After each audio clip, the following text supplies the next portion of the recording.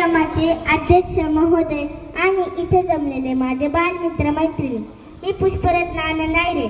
आज मी तुम्हाला विश्वरत्न भारतीय राज्यघटनाचे शिल्पकार डॉक्टर बाबासाहेब आंबेडकर यांच्या 134व्या जयंतीनिमित्त सर्वांना मनपूर्वक हार्दिक शुभेच्छा.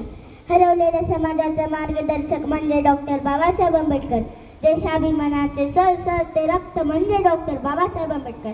हजारो वर्ष आपण अंधारात होतो, अंधारातून मार्ग दाखवणारा मार्गदाता म्हणजे डॉक्टर बाबासाहेब आंबेडकर.